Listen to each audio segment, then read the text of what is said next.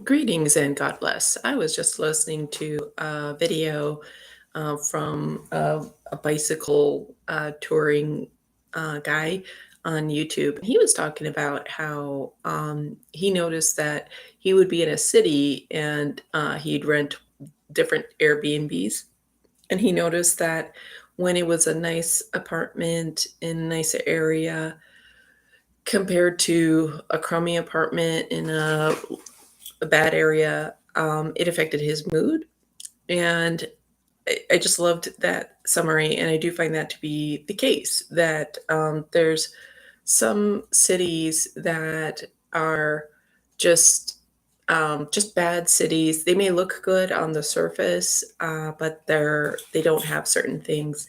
And so for me, I think like everybody should be welcome. I mean, we're all pedestrians, so I think people being able to walk safely on a sidewalk, that should be a given. But I have noticed the past several years, so I've been in more rural areas, Montana and South Dakota. And I mean I'm calling them rural because they're not New York or San Francisco. I mean they're still cities, but people have this blind driving mindset. And I have found this even the case with police nearly running me over, even though we were both waiting at a light for 5 minutes beforehand and there was nobody else, no traffic, but the police still tried running me over. And this happened to me twice in Missoula, Montana. So it makes you think, it makes you wonder, right? And so what people do is like here in South Dakota, I'm in Rapid City,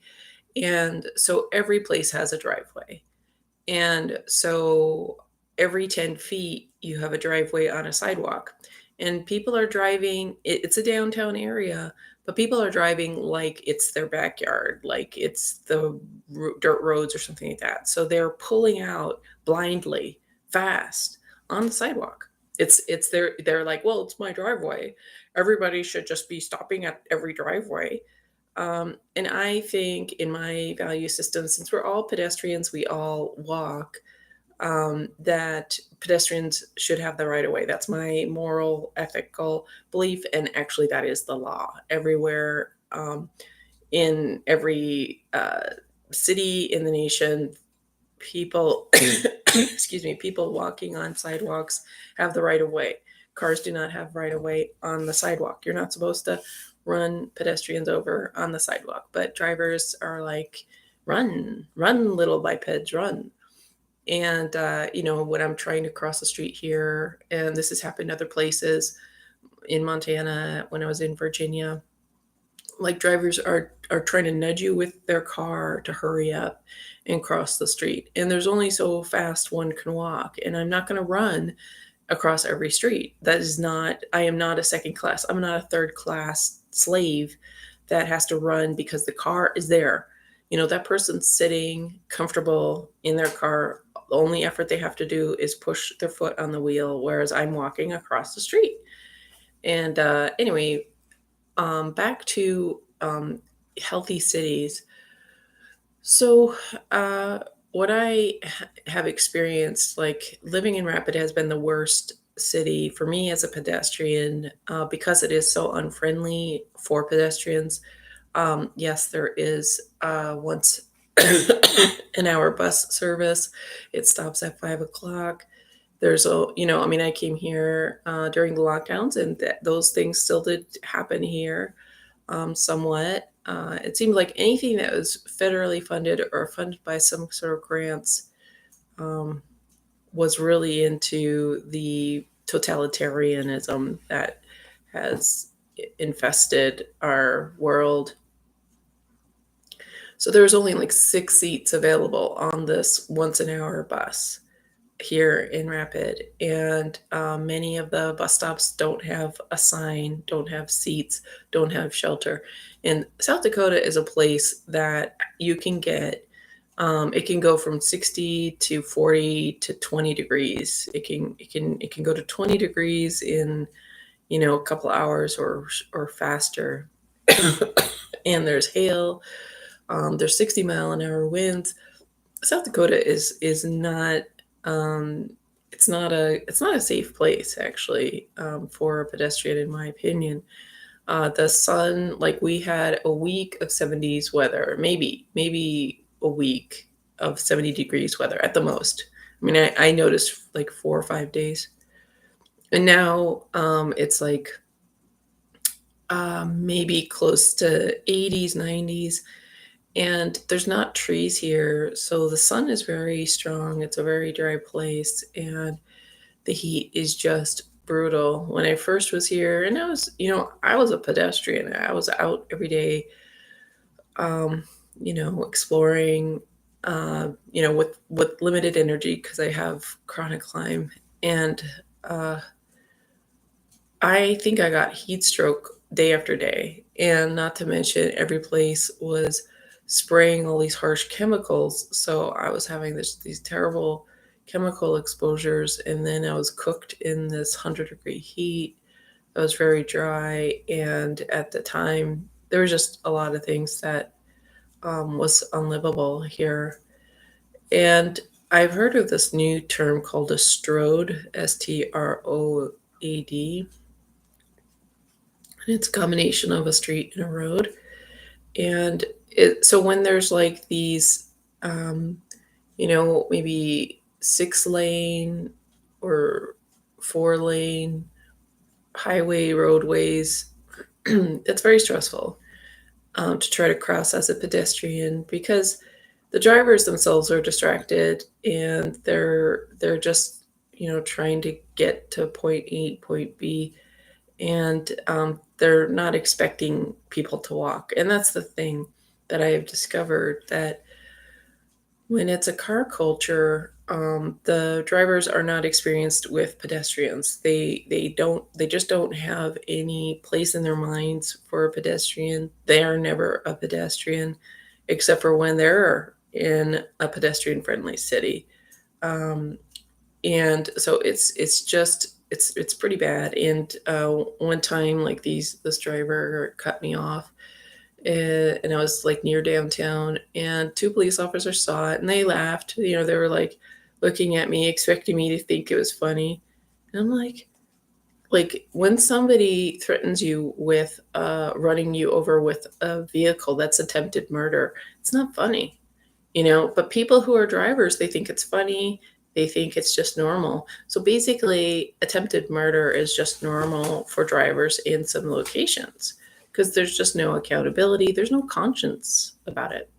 People have no, I mean, I have driven in cars. I've been in cars where drivers just, they're driving on the sidewalk and they're like, oops, like, so I don't know what to make of it other than I want to be in a more pedestrian centric city,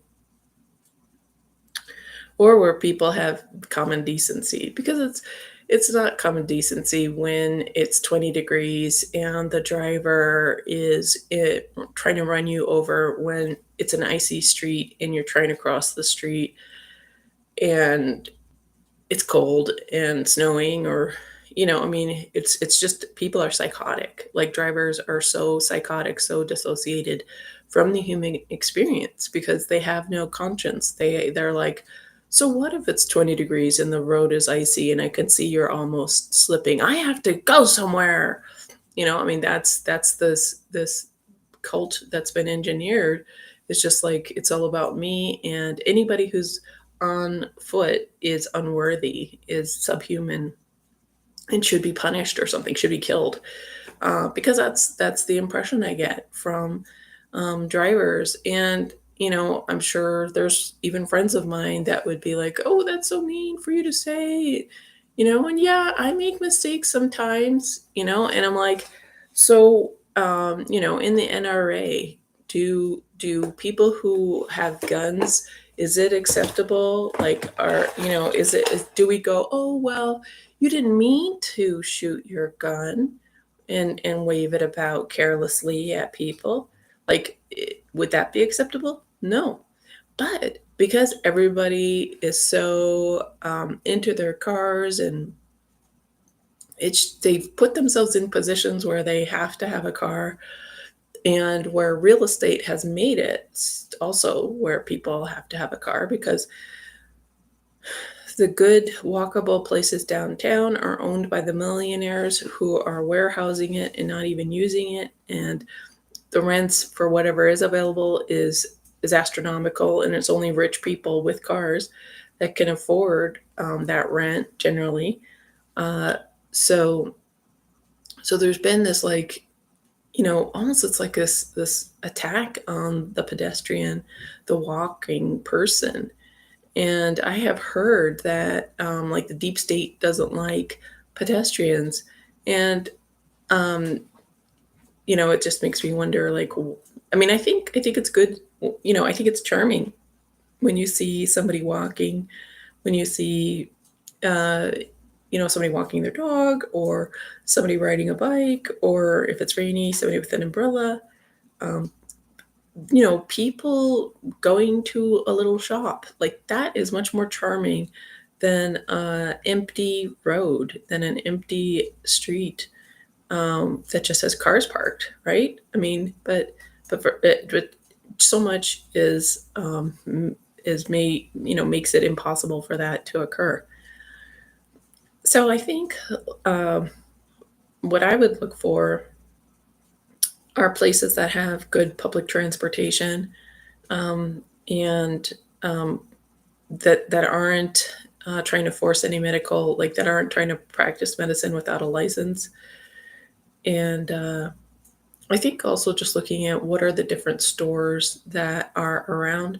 Like, when I was living in Missoula, Montana, there was this Russian woman, and she was from the area. Her parents were, I think it's called Belarus Russian, and for 2 years she had this store, and the city kept stalling and putting all these obstacles in her establishing her store. And she had been at this farmer's market for like years. And what I noticed is, like, she never got that store off. I mean, she was there for 2 years and then she closed.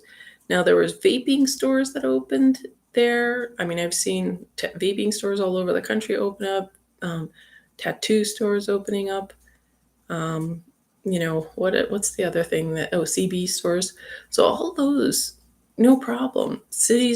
But this lady opened up this little Russian deli, and Missoula made it so she couldn't do it. And that's what I notice is there will be like this weird agenda or exclusivity. And so I would look, if you're trying to find like a welcoming city, look at what international stores that are available.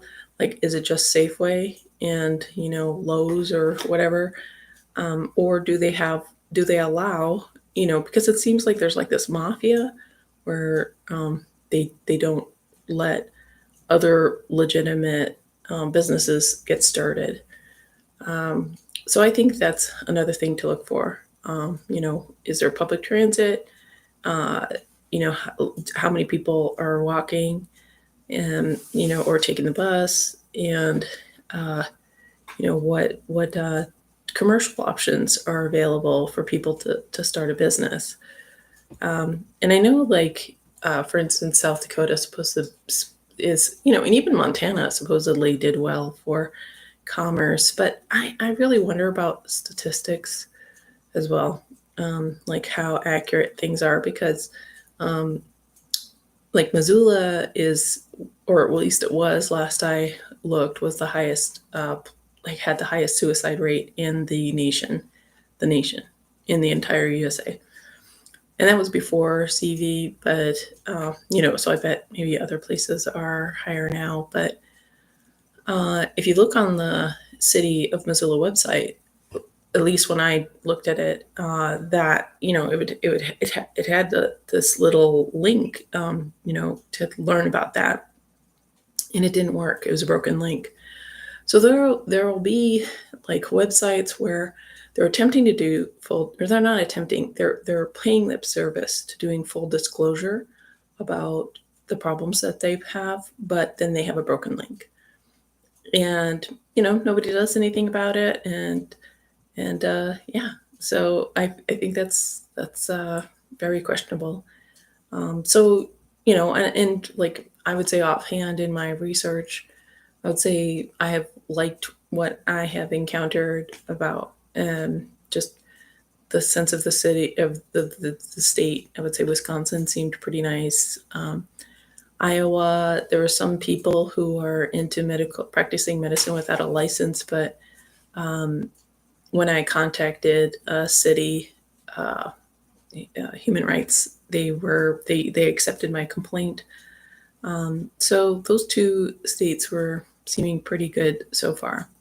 So I just wanted to share about that. God bless and thank you for listening.